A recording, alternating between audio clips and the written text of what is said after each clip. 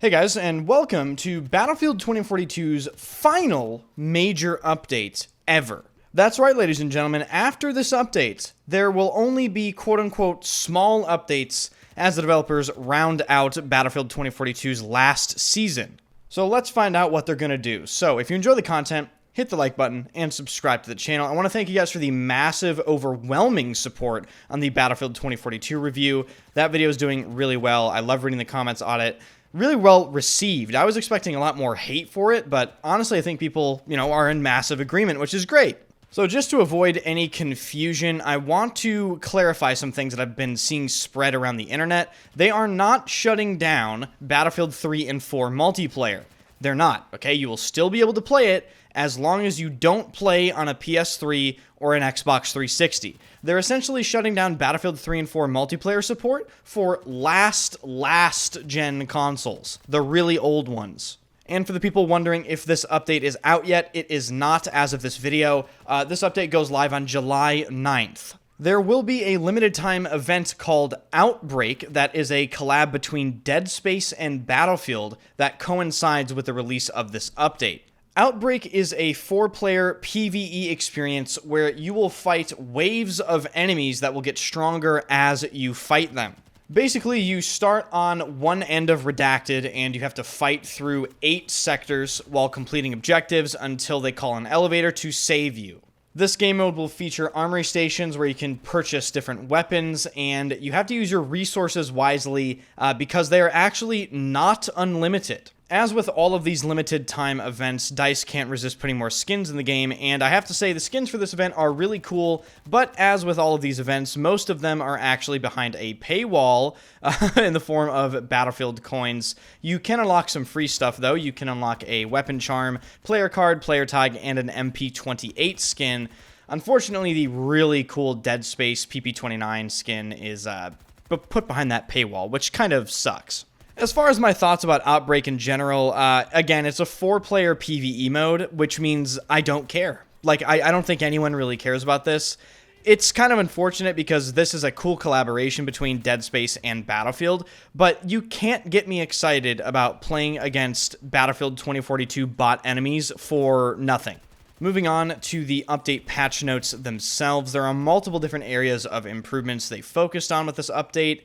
Namely, some of the launchers got changed. The SRAW has seen pretty massive buffs in this update because they said that it was underperforming massively.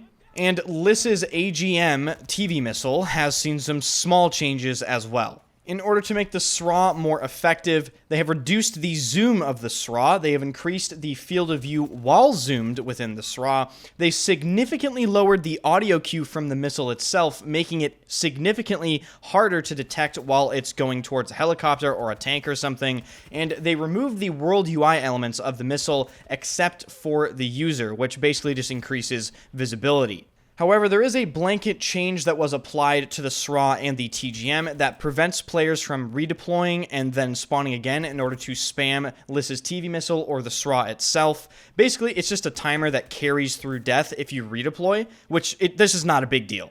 I would say that most of these changes are completely fine, and basically they were long overdue because the SRAW itself is just disappointing when it released. Moving on to some nerfs regarding the Nightbird, actually massive changes. They stated that the Nightbird was sort of overperforming compared to other attack helicopters or just helicopters in general, and they have massively changed the flying characteristics of the Nightbird, resulting in it, quote, being more in line with other attack helicopter options. The Nightbird will feel heavier. They have significantly reduced the auto-leveling of the Nightbird. It will now gain speed while it's nosing down. They have reduced the ammo count on the Nightbird's AGM from 2 to 1, and the third-person camera has been lowered and is now closer to the vehicle, reducing the pilot's perspective.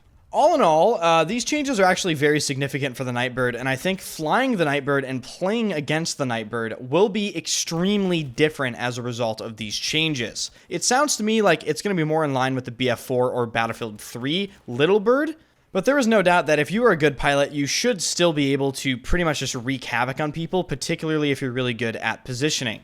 Moving on to some small changes to the XFAD Draugr, they have updated the equipment slots on this vehicle, so it aligns the DFRAM jammer with other countermeasure options for muscle memory, because I think their thinking here is there's a certain key for flares, right? Apparently the DFRAM jammer was on a different key, so they're moving it into the slot, so when you need to press a countermeasure, you just automatically know what key to press because it's a countermeasure. For more specific changes regarding vehicles, the Su-57 no longer locks onto attack helicopters or the XFAD Draugr while the DFRAM jammer is enabled. The EBLC Ram's 40mm cannon blast radius distribution has been improved. It should spread the damage more evenly across the blast radius.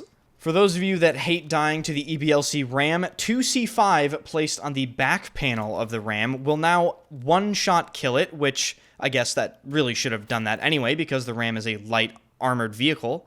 The hoverbike now gets one-shot killed by Stinger missiles. They have lowered the Pond Hawk's height limit by 100 meters, as well as lowering the magnetic effect of the Pond Hawk whenever it is near the ground. For jets, they have lowered the jet's 25mm cannon damage versus infantry from 40 to 25, and they fixed an issue with jet's 35mm cannons dealing too little damage to soldiers. It will now correctly deal 40 body shot damage as intended.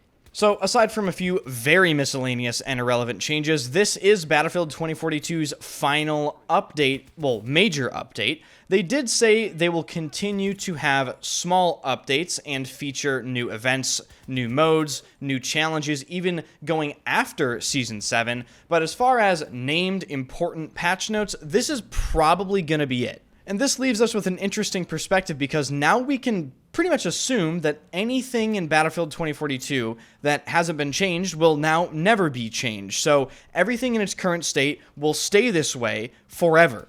And before I touch on the last topic of this video, I just want to say if you found this informative at all, be sure to hit the like button and subscribe to the channel. Again, thank you guys for watching the videos and coming by the streams. Really appreciate you guys. I do stream every single day at twitch.tv/enders and on this YouTube channel. So if you didn't know that, well, now you know.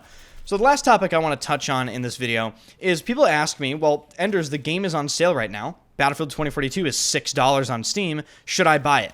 And I understand that people still want me to answer this question, but, you know, I'm just sort of tired of answering it because, guys, at this moment in time, Battlefield 2042 is a finished product, and it's $6. If you don't like it, you can get a refund, right? If you buy it on Steam, you can simply say, hey, I don't really want this anymore, give me my money back. If you are thinking of trying Battlefield 2042, I don't necessarily think there's anything wrong with it, considering the FPS landscape right now is pretty dry, and it's $6, right? So again, if you don't like it, you can refund it. But you have to go into Battlefield 2042 understanding that you are not going to be blown away. In fact, a lot of you are probably going to be incredibly disappointed by this game if you do actually decide to try it. So that's my 2 cents on that topic. Thank you guys for watching the video. I really enjoy that all of you guys still continue to watch the content and you still ask me to make all these videos. And don't worry, I'm going to be covering Delta Force Hawk Ops later this month in depth. So again, subscribe to the channel if you want to watch that. I probably will get early access for that game, and I'm going to do a giveaway for Delta Force Hawk Ops in the near future. So follow me on Twitter for that and just for further instructions. Thank you guys for watching, and I'll see you guys in the next one.